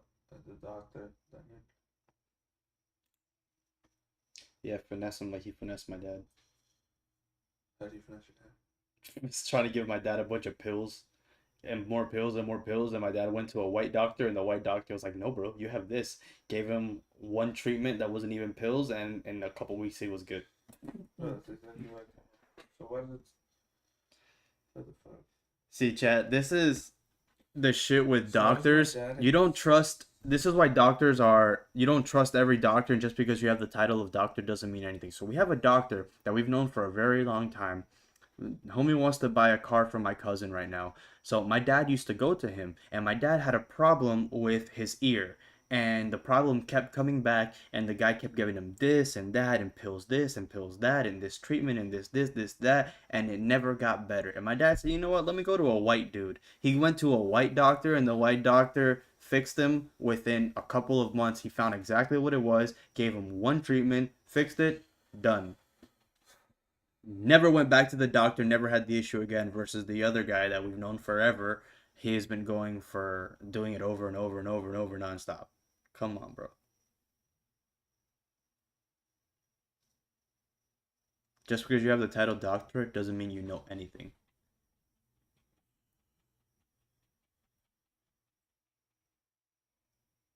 To be honest, that's how I feel about your death. Um,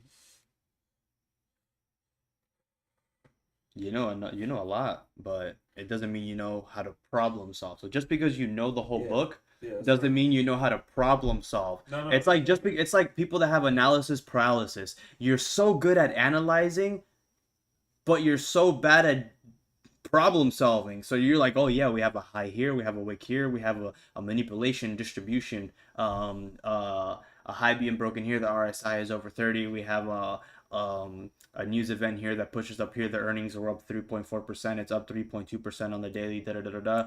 But then at the end of it all, you're like, all right, so what's the price gonna do? Are you gonna buy or are you gonna sell? Oh, I don't know. Let me just kind of guess. A sell maybe.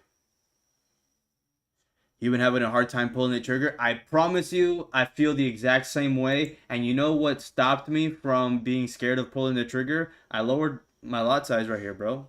I just lowered my lot size. Um, because I was like, all right, I think we're gonna re-break. Like right here, I was like, all right, I think we're gonna re-break the highs here. But then I'm like, oh man, but I don't want to take a loss here. Fuck, what if I take a loss here? But what other confirmations are there? And then I start to second guess myself, and I'm like, put the fucking buy stop there. Who cares? Put the buy stop there. If you take a loss, you take a loss. Put the buy stop there. And then guess what? It plays out. Like, what do you think was happening here when price was negative here? Of course, I was feeling like, oh man, did I take the right trade? Somebody earlier was telling me they were looking for sells, and I'm over here taking buys when they're looking for sells, this, and that. And I said, shut the fuck up. You chose a stop loss. You know where your pineapple is going to be, and you know where your take profit is going to be. Wait.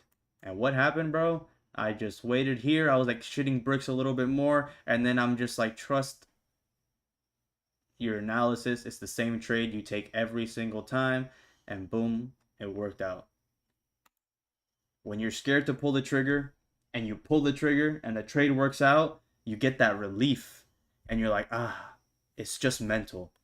You got to remember it's mental. The majority of the stuff that's going on is all mental. The thought pops up into your head and you're feeding into the thought instead of figuring out how to think of something else or filling your mind up with different thoughts or more positive thoughts. You feed into the negative thought and you're like, it's like that saying where you have the bad wolf inside of you and that good wolf. Which one is winning? Whichever one you feed. So if you're having those bad thoughts in your head and you're feeding into that negative energy, you're literally feeding that negative energy and giving it impulse. So you're making it worse by thinking it over and over and over again. If you're doubts and you're like, I don't know if I should enter, you stop the thinking immediately and you figure out a way to change your train of thought. For example, what I do when I'm trading is say, all right, bullish time frame. 30-minute got the bottom wick, the 15 minutes got the bottom wick, the 5 minutes got the bottom wick, everything's got the bottom wick. We're having that impulse pushing us out of the range. There's no reason for me not to take this entry. I have all of my confluences in a row. We're trending on the SMA. I had all my confluences, my ducks lining in a row. There was no reason for me not to put a buy stop there. So when you saw me, I put a buy stop and then I stopped looking and I just looked over and continued talking to my cousin. Because I was feeling the same thing, but then I just went right back to price action. What are the candles doing? Not what are my thoughts doing? What are the candles doing? Fuck what my thoughts are thinking. Fuck me being scared. What are the candles telling me? The candles are telling me that we're still bullish.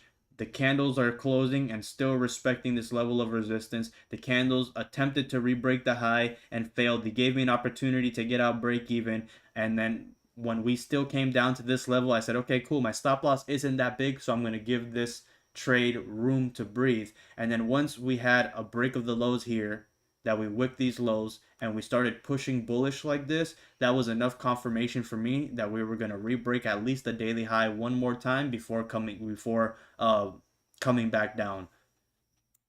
So I made my decision as the candles moved forward. Instead of saying, ah shit, instant drawdown, I started making my decisions based off candle structure. If we were truly going to continue bullish, price is going to either respect this level here,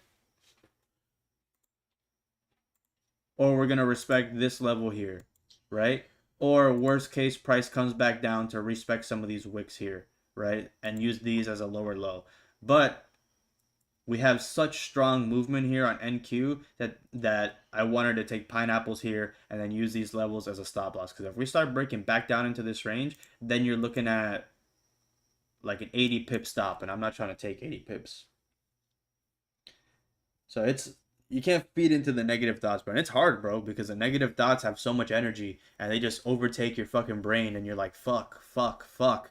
But you just have to figure out your own way of like turning off your triggers, or learning what your triggers are, what triggers you, what makes you think like that, and learning how to like move, like maneuver through it, because everybody's triggers are different. Some people it could be words, some people it could be taking a loss, some people it could be missing a trade, some people miss their entry and then they immediately take a buy where their TP was, and now they're in drawdown and they're like, oh fuck, fuck, now I'm in drawdown. Why did I do that? Why did I do that? I know I'm not supposed to do that. Why did I do that? And then some other people take a loss and they're like, nah, I took a loss. All right, it's hunt mode. Now it's time to get in the game and see what the fuck I can do. And then you start hunting for stuff that's not there. You start seeing things that are not there, and you start to understand things that are not there. So, and then you start to take trades and that are bad. And then you say, all right, I'm gonna take 4 contracts this time. You take your 4 contracts, and then you go into 20 pips of drawdown, and then you're in reality you're thinking, oh shit, it's 40 pips because I'm double the size, I can't let it get into 80 pips of drawdown. When if you would have just entered your normal lot size and went into those 80 pips of drawdown, you would have been perfectly fine. But you doubled your lot size to make your money back, and now those 80 pips of drawdown is either breaching your daily limit or going above the loss that you were really comfortable trying to take. So that's the kind of shit that happens, and you start to tilt, you start to make bad decisions, and then when all is said and done, you look back and you're like, damn, my plan says not to do this, this, and this, but I did this, this, and this. So all you have to do is just not do it, and that's it. Just follow your plan. If your plan was take a break of the high, closure above, bottom wick, break of the high, you fucking take it every time, no matter what. You don't hesitate saying, "Oh, but the markets have been kind of slow today. I don't like how the market's moving today." If you see your A plus setup and you don't take it, what are you doing? You take it.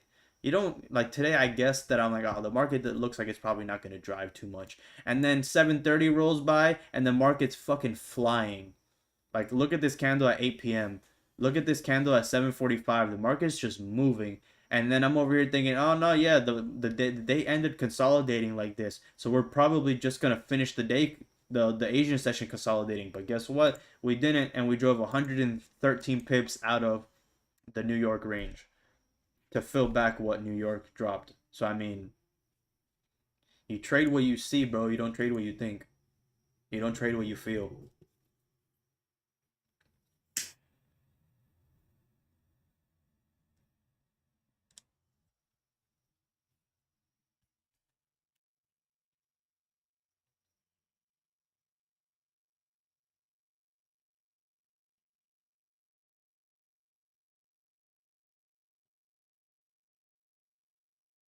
Yo, how long does it take the tax guy to start fucking to doing that shit?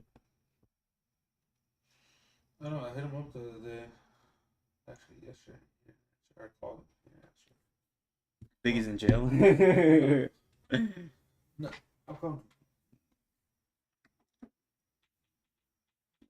He does a lot of people's taxes, bro. Like a lot of people do that I know. Yeah, Elizabeth asked for his number, so she probably already sent him the stuff early. She's like, I only got back this much. I'm like, yeah, it's because you didn't make any money, dummy. I think he scammed me. I'm like, no, sweetheart, you just didn't make any money. Last year? Yeah. He changed the number on her, she said. He changed my number too, because I was missing paperwork.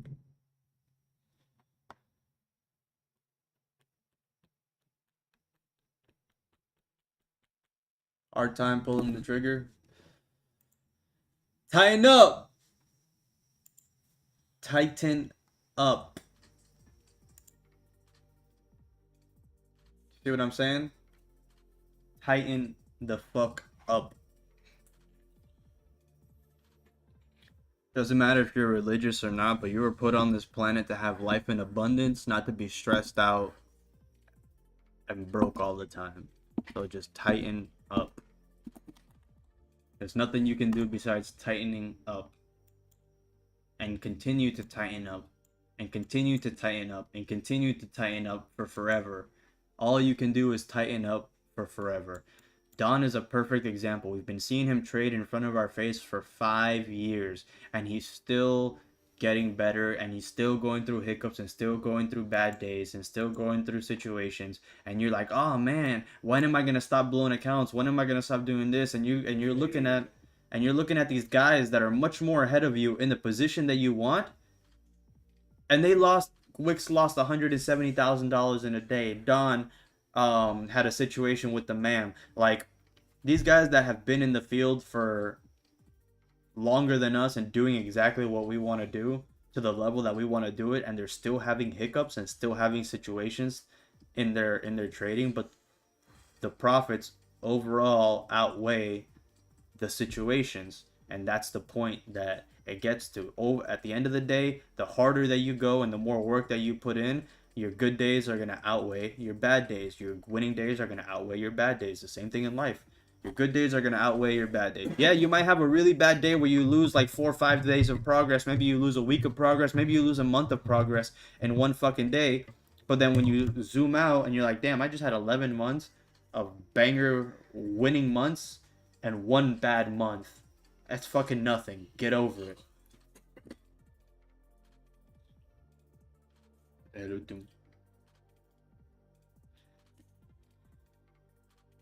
Well, we have an hourly closure coming up.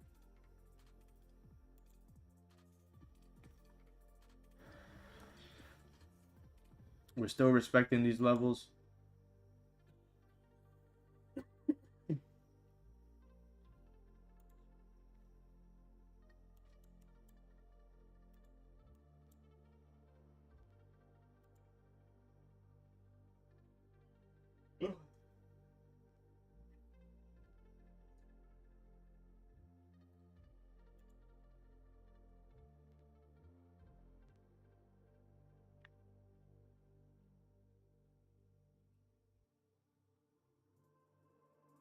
Damn, the viewers are starting to pick up a little bit later at the 10 o'clock closure.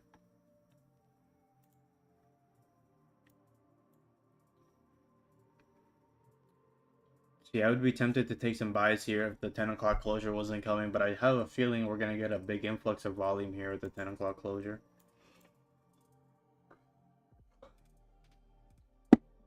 10 seconds. 10 seconds.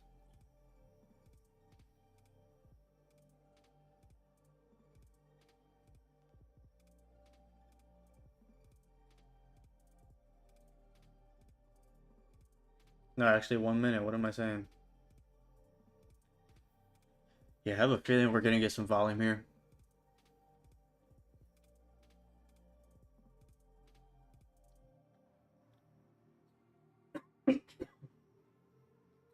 Look at that push to the upside that gold just did in the last minute for the hourly closure. At resistance, we're starting to continue to close bullish, but we have so much resistance here. I don't like that. And this is pushing up last minute. Is this going to give us that breakout last minute? So, I mean, target was really pretty steep, like 40 pips up.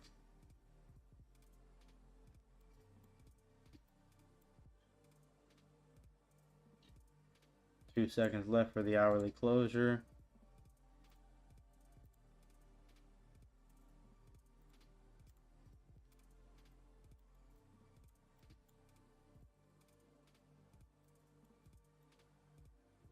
The hourly just closed. We have an hourly closure that's bullish. We have an hourly closure here that's doji. Let's get that bottom wick. Let's get some bottom wicks here, man. Damn, this closed respecting on the 30. We closed But that's engulfing fully on the 15. It didn't close above though on the 15.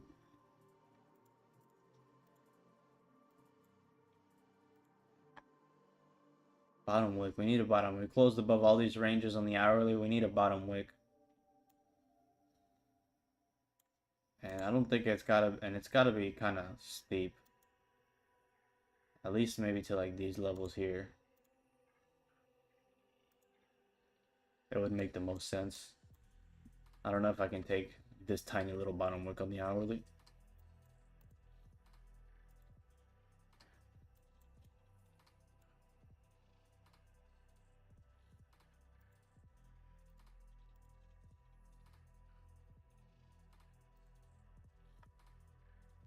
There's just so much resistance here.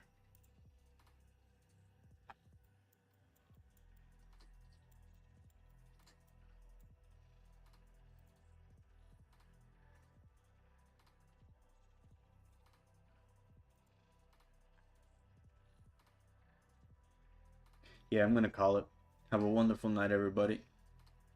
We'll see you guys next week on Monday for another Asian session. I'm gonna call it. Have a wonderful night. Damn, 17 viewers tonight. Drop a like, gang. I appreciate you guys.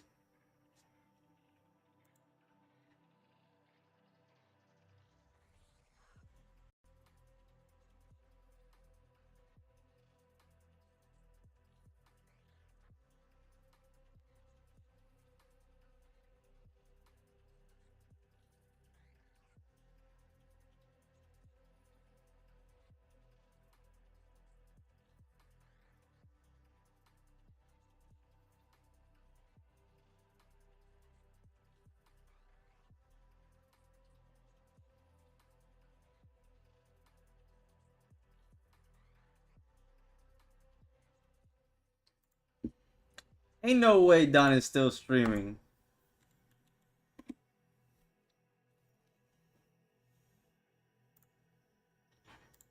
We said we're sleeping. And that's what we're trying to let her know. It's 6:30 anymore. We're like, tap, tap, tap. Hey, we're sleeping.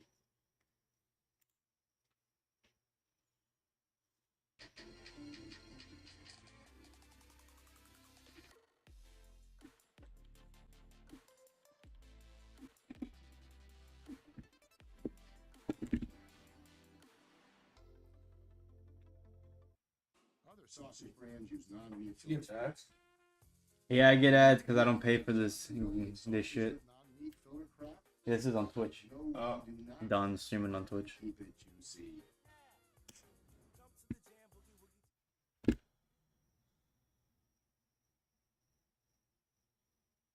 Why don't I see my chat? That's weird. Up, Eddie. Test demo 1 is this is real life, man. Alright, let's go, man. Three, two, 1.